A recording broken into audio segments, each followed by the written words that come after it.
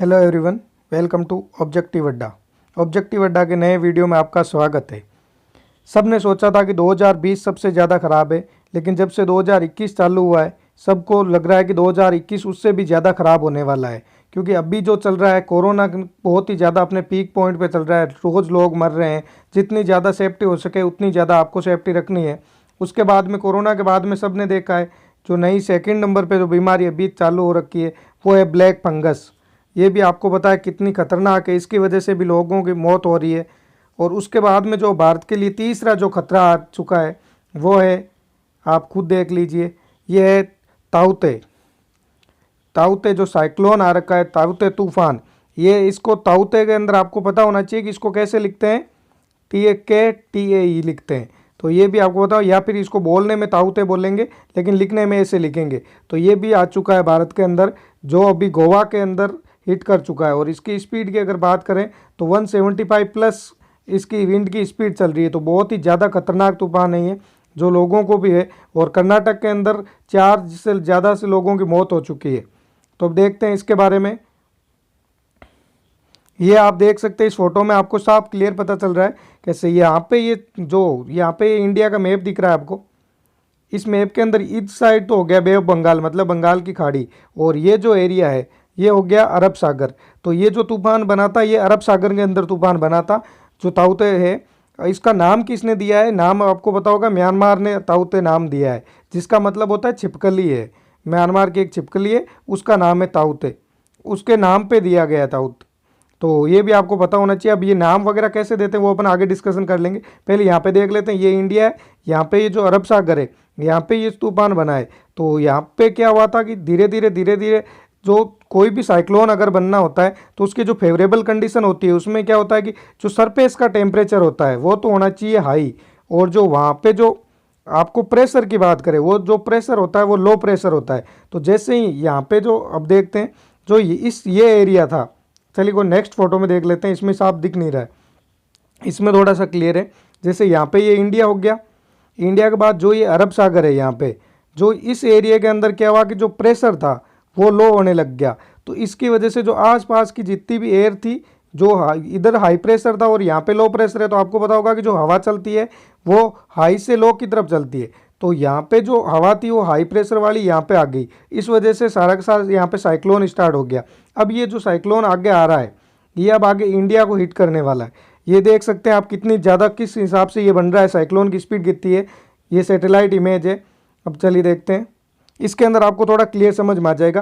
जैसे ये अरेबियन सी है, यहाँ पे जो ये साइक्लोन बना है, ये ताउते लिखा हुआ है, यहाँ पे जो इसको सबसे ज़्यादा जो खतरा है वो जो यहाँ कोस्टल एरिया है, जैसे यहाँ पे कोची, मैंगलोर, मुंबई, और जो मोस्टली जो सबसे ज़्यादा खतरनाक बता रहे हैं वो अहमदाबाद के आसपास जो गुजरात के अंदर है उसमें सबसे ज़्यादा नुकसान होने का खतरा है। और इसने आज जो है गोवा को हिट किया है।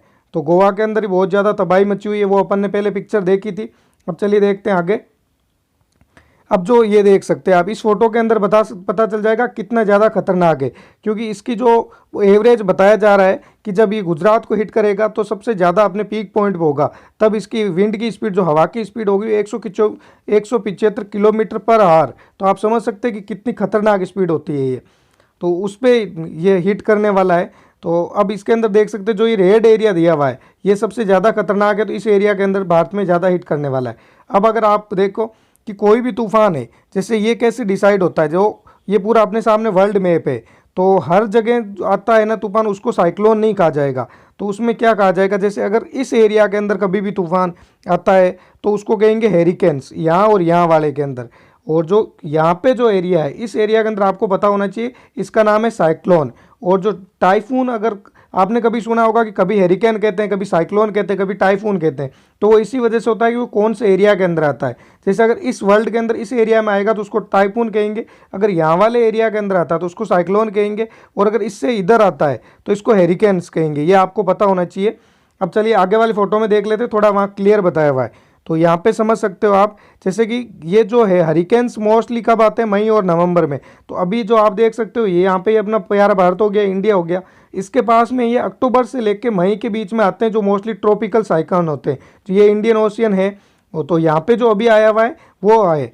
तो सब अब आपको पता होगा कि ये नाम कौन देता है। मोस्ट इंपॉर्टेंट है कि इसके नाम वगैरह कौन देते हैं, जो आपके एग्जाम के लिए इंपॉर्टेंट हो सकता है अगर आप किसी भी एग्जाम को देख रहे हैं। उससे पहले ये देख लेते हैं, ये यहाँ पे इसकी पिक्चर है, जो आपको बताया था कि जो छिपकली जिस पे नाम से दिया था, जिस छिपकली के नाम पे म्यांमार ने दिया था, ये छिपकली का नाम है, इसको गैंगको भी कहते हैं। तो ये भी आपको पता होना चाहिए, ये इस छिपकली के नाम पे इसका नाम दिया था। अब चलिए आगे देखते हैं। अब कोई ना कोई तो ऐसी संस्था होगी जिसके वजह से इसका साइक्लोन का जो भी नाम आता है उसका नाम देखते हैं। तो आपको पता होना चाहिए कौन सी संस्था है जो ये सब कुछ देखती है। तो वर्ल्ड लेवल पे जो संस्था है, वर्ल्ड मेट्रोलॉजिकल ऑर्गेनाइजेशन, इसको आप कह सकते हो WMO जो संस्था है, ये संस्था वर्ल्ड लेवल पे देखती है कि कौन से साइक्लोन को नाम देना है, कौन से साइक्लोन को क्या नाम देना है। और ये भी पता होना चाहिए कि आपको हर किसी को, जैसे हवा चल रही है तो साइक्लोन कब बोलेंगे या फिर उसका नाम कब देंगे। तो इसके अंदर भी एक कंडीशन रखी हुई है कि अगर विंड की स्पीड, जैसे अगर विंड जो हवा चल रही है उसकी 63 किलोमीटर पर आवर, जैसे 63 किलोमीटर प्रति घंटा से अगर ऊपर है तो उसको आप साइक्लोन में मानेंगे। ये भी आपको पता होना चाहिए। तो वर्ल्ड मेट्रोलॉजिकल ऑर्गेनाइजेशन से अगर आपको पूछा जाए इसके हेडक्वार्टर कहाँ पे, जेनेवा स्विट्जरलैंड में, और फॉर्मेशन कब हुआ था, 23 मार्च 1950 को इसका फॉर्मेशन हुआ था। ये भी आपको पता होना चाहिए। अब चलिए आगे देखते हैं। जो ये वर्ल्ड मेट्रोलॉजिकल ऑर्गेनाइजेशन है, इसमें जो जैसे अपन ने इस फोटो के अंदर देखा था, ये थी ना ये वाली फोटो, जो यहाँ पे जो एरिया है, यहाँ पे जो देश आते हैं, जो पहले जैसे इसके अंदर जो 8 देश थे 2000 के पहले, और जो 2004 के अंदर यहाँ पे क्या हुआ कि जो आसपास के यहाँ पे जो 13 देश है मोस्ट इंपॉर्टेंट, वो आगे देख लेंगे कौन कौन से 13 देश है। तो उन 13 देशों को यहाँ पे दिया गया है, वही क्रम वाइज जो सीरियल वाइज होते हैं उस हिसाब से नाम देते हैं। अभी जो लास्ट में जो 13 देशों ने नाम दिए थे 2020 के अंदर अपने अपने नाम दिए थे, जो 13 देश है ये भी आपको पता होना चाहिए कौन कौन से। Bangladesh, India, Iran, Maldives, Myanmar, Oman, Pakistan, Qatar, Saudi Arabia, Sri Lanka, Thailand, UAE and Yemen. ये जो 13 देश है, ये 13 देश मिलके और अपनी तरफ से 13 नाम देते हैं। ये भी आपको पता होना चाहिए। जो 13 देश है 13 नाम देंगे तो कितने नाम हो जाएंगे 13 देशों के, 169। ये 2020 के अंदर 13 देशों ने मिलकर 13 नाम दिए थे, जो 169 है। अब जो सीरियल वाइज जैसे जैसे आगे आते जाएंगे वैसे वैसे इनके नाम दिए जाते हैं। ये भी आप देख सकते हैं आगे, जैसे जैसे इस फोटो में ये जो लिस्ट है ये WMO की साइट से ही ली गई है, जो वर्ल्ड मेट्रोलॉजिकल ऑर्गेनाइजेशन थी उस साइड ने जो ये 13 देश थे यहाँ पे आप देख सकते हो, Bangladesh, India, Iran, Maldives, Myanmar, Oman, Pakistan, Qatar, Saudi Arabia, Sri Lanka, Thailand, UAE और यमन। ये जो 13 देश है इन्होंने अपनी तरफ से 13 करके 169 नाम दिए थे। अब ये जो नाम है इन्हीं के हिसाब से रखे जाएंगे। अब इसमें आप देखो ये जो कॉलम फर्स्ट के अंदर, क्योंकि अभी 2020 में दिए थे, अब 2021 में, तो जो पिछली बार तूफान आए थे आपने सुना होगा, निसर्ग तूफान आया था। फिर भारत ने जो नाम दिया था एक तूफान का, जो गति है, इंडिया में नहीं आया था, बाहर आया था, तो आपने ज़्यादा इसके बारे में सुना नहीं होगा। उसके बाद निवार का आपने भी सुना था, फिर आया था भूरवी। और जो अभी देखो आप, ये जो मोस्ट इंपॉर्टेंट है यहाँ पे, अभी जो म्यांमार ने जो नाम दिया है ये ताउते नाम दिया है। जैसे इसको ये इंग्लिश में लिख दिया, यहाँ पे ये प्रोनाउंसिएशन दिया ताउते। तो अभी इसी हिसाब से तो अगली बार जो कोई भी तूफान आता है कहीं भी, तो उसका नाम कौन देगा, ओमान नाम देगा, और क्या नाम होगा, यास नाम होगा। तो ये लिस्ट पहले ही दे दी जाती है कि आगे आने वाले जो भी इंपॉर्टेंट जो तूफान होंगे बड़े बड़े, उनके नाम कैसे दिए जाएंगे। इसके साथ में आपको ये भी याद रखना है कि कोई भी तूफान हो उसका नाम रिपीट नहीं होगा। तो ये भी आपको पता होना चाहिए कि किसी भी तूफान का एक बार नाम रख दिया है तो उसका नाम कभी भी रिपीट नहीं किया जाएगा। ये भी आपको पता होना चाहिए। अब यहाँ पे आप देख सकते हैं, जैसे कॉलम फर्स्ट के अंदर है, पहले ये नाम दिए जाएंगे, फिर सेकंड वाले कॉलम के नाम, फिर थर्ड कॉलम के नाम, फिर फोर्थ कॉलम के नाम। ये ऐसे आप देख सकते हो। अगर यहाँ पे लिस्ट अपडेट की हुई है, यहाँ पे देखो 5th column, 6th column, 7th column, 8th column, ये आगे आगे जो नाम रखे जाएंगे वो, ये वैसे हर मोस्टली 6 साल के बाद में रिपीट होती है वो ये लिस्ट।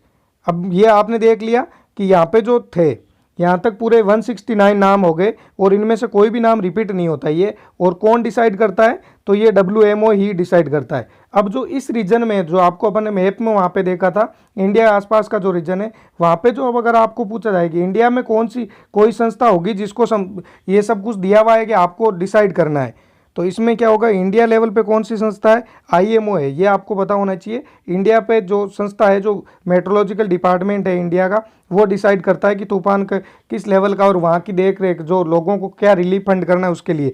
अगर आपको पूछा जाए IMO का हेडक्वार्टर कहाँ पे, तो आपको पता होना चाहिए न्यू दिल्ली के अंदर है IMO का हेडक्वार्टर। ये IMO का लोगो है, तो ये भी आपको पता होना चाहिए।